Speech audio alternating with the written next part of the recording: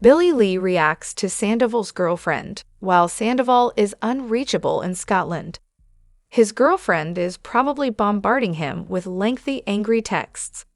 Meanwhile, Ariana is likely relaxing on a catamaran in Fiji with Dan, relieved to be away from this chaotic situation. The irony of this unfolding while Ariana is living her dream job, hosting her favorite show in Fiji, and even having Diane Keaton visit her sandwich shop on the same day Sandoval's phone was confiscated is quite poetic. He's probably in turmoil while she's enjoying snorkeling. Billie Lee is stirring up more drama than the entirety of season 11.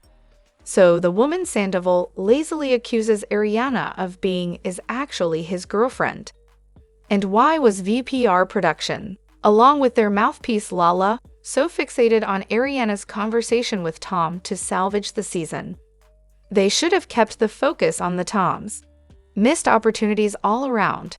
VPR shouldn't be on pause. They just need fresh producers not tied to a single narrative. The main reason I despise Tom Sandoval? He's such an insufferable jerk that he makes me almost sympathize with Billie Lee and James. Strange times indeed. But mark the date and time, #Team Billie Lee.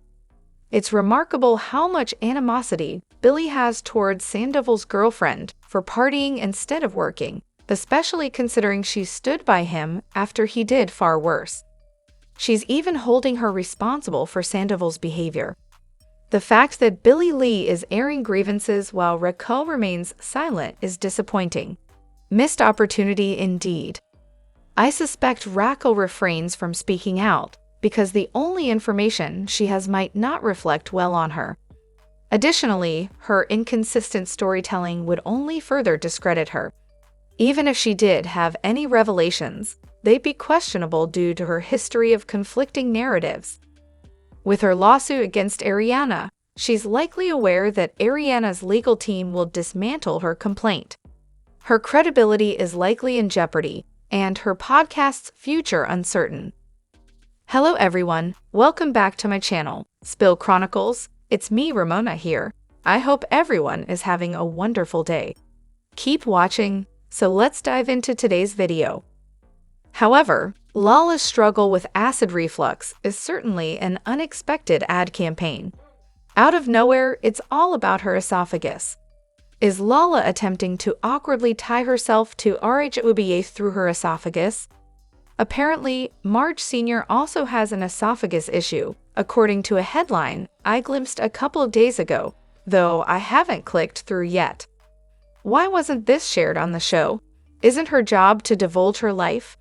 But seriously, this ad doesn't resonate with me. I suffer from severe reflux, and when I'm in pain, the last thing I think about is applying lip gloss. Imagine if this becomes a storyline next season, with an episode where Lala dramatically sits in front of the camera and confesses, "It's time to be honest, guys, I have acid reflux." Then they show her confiding in Scheana, who starts crying and praises Lala for her bravery in opening up about it, saying how Lala has been her rock, and she never realized Lala would need support as she dealt with GERD. Additionally, Scheana's financial situation is quite revealing. With mortgage payments alone totaling at least $18,000 per month between her two homes, coupled with property taxes and other expenses like health insurance for herself and her children, general living costs, and childcare, her monthly expenses easily exceed $25,000. It's staggering to think about the bare minimum expenses with such a budget. And that's without factoring in expenses for Botox, fillers, beauty treatments, and wardrobe, which could easily add up to significant amounts. It's hard to summon sympathy when she could comfortably live a luxurious lifestyle while saving and investing the excess. The sense of entitlement among some individuals, believing they're entitled to a lavish lifestyle indefinitely, is astounding. Scheana's reliance on a fleeting reality TV career is concerning. Eventually, the fame and fortune from reality television will fade, leaving her with uncertain prospects, possibly limited to social media endorsements and advertisements. Her recent podcast remarks about people living in modest apartments are misguided. Living within one's means is far more prudent than overextending oneself, especially considering the uncertain longevity of Vanderpump Rules and the reality TV industry as a whole. The $18,000 monthly mortgage payment raises eyebrows. It's worth questioning the value of her homes, especially considering that even in expensive housing markets, such payments are unusually high.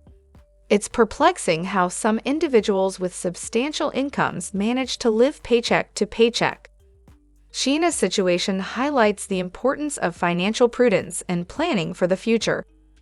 With Scheana's income from various sources, including Vanderpump Rules, her podcast, social media endorsements, and appearances, it's doubtful that she's truly struggling financially. However, prudent financial management would alleviate much of the stress associated with fluctuating income. Moreover, here are some of my wild theories about the cast. Lisa Vanderpump being a secret furry. That's definitely an interesting twist. Regarding Sandoval and James potentially hooking up before James and Kristen got together, causing T. Skitty's intense reaction, it's certainly a tantalizing possibility. Jax and James both having been rent boys in the past, it wouldn't be the most surprising revelation given their colorful histories.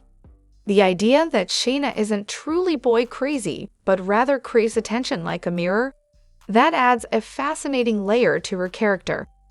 Tom Schwartz secretly blaming Sandoval for his marriage struggles but feeling financially tied to him, that's a juicy bit of drama. Kristen being the main pasta supplier at SUR, possibly leading to LVP's resentment, now that's a spicy conspiracy. Jax and Doubt's supposed lovers retreat during Jax's jail stint. Sounds like a plot straight out of a soap opera. Scheana being Sandoval's on and off rackle throughout most of the series, even before VPR. That would certainly add another layer to their dynamic. As for the theory about James and Tom hooking up, you believe Sandoval's overt displays of queer allyship are a facade, contrasting with James possibly repressing bisexuality. It's an intriguing perspective. Tom Schwartz's gambling problem, hinted at by his history with betting and even a past admission on a dating show, that adds another layer to his character. Finally, the idea that Tom and Tom have been secretly in love since the beginning, orchestrating fake relationships for the show's sake. That's a compelling storyline worthy of its own reality TV drama. These theories add fascinating dimensions to the already complex world of Vanderpump Rules. Who knows what truths lie beneath the surface of reality TV? On the other hand, here are some key points from various podcasts discussing production during season 11. Scheana and Lala mentioned that production threatened them midway through the season, suggesting that the show might not continue filming if they didn't cooperate. While this is a common tactic by production, Scheana and Lala still chose to run with this narrative, thus influencing the direction of the storyline. Nick from the Vile Files podcast believes that production may hope Ariana quits, as she's a popular cast member who doesn't engage in drama as much as others, which may make for less exciting TV according to production standards. There's a perception that Tom Sandoval, despite being disliked by some viewers, is great for reality TV because he often complies with what producers ask of him and is willing to have tough conversations on camera.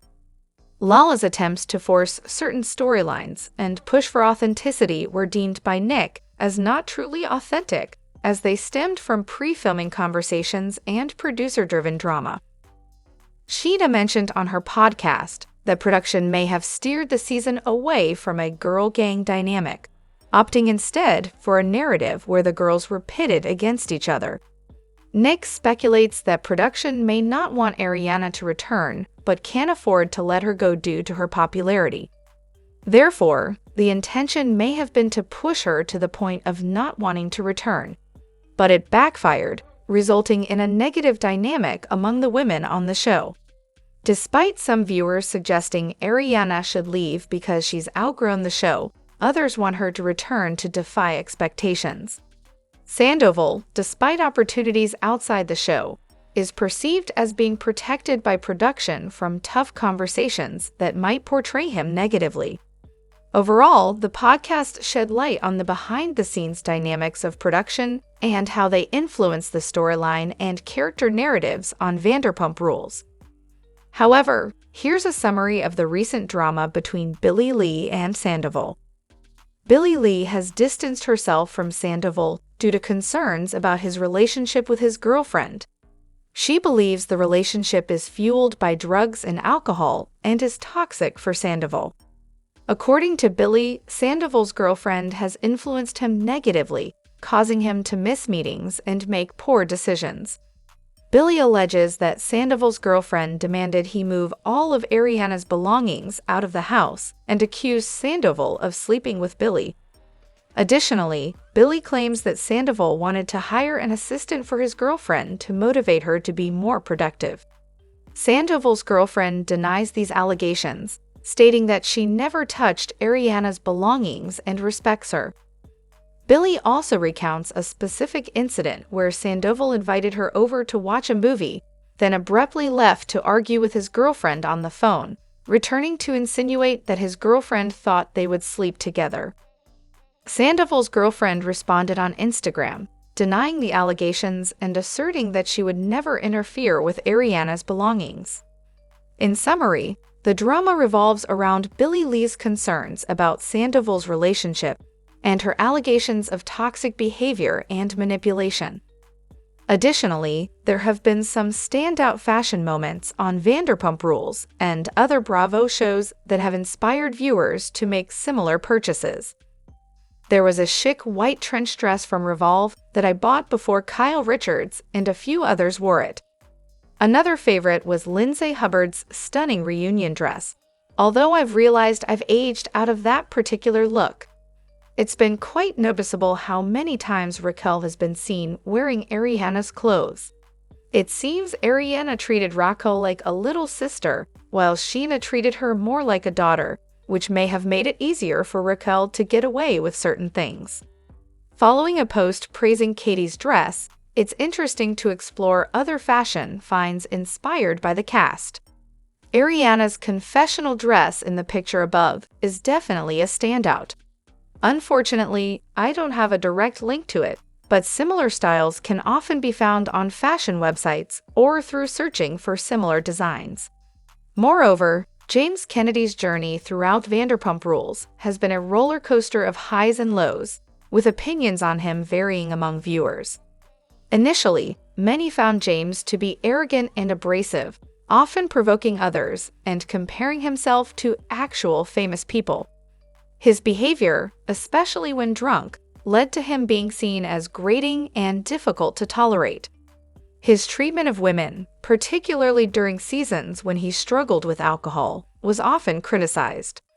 His behavior towards Katie was especially appalling, and his past actions have led to lingering doubts and concerns about his character. However, there's recognition that James has shown growth and maturity over time.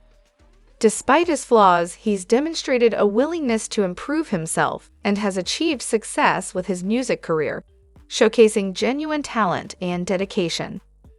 Some attribute James's behavior to his upbringing, suggesting that his childhood experiences of emotional neglect and witnessing his parents' toxic marriage may have influenced his actions. While some viewers remain skeptical of James's transformation, others believe in his growth arc, considering it one of the show's most compelling storylines. However, there are still those who view James as irredeemable, citing his past actions and lack of accountability. They believe his current behavior is motivated more by fear of losing his girlfriend, rather than genuine self-improvement. Overall, opinions on James Kennedy are divided, with some seeing him as a problematic figure, while others appreciate his growth and development throughout the series. Drop your thoughts in the comment section below. Do you agree or disagree? Don't forget to like, subscribe, and hit the notification bell for more updates. Your opinions matter, and I will see you in the next video. Thank you.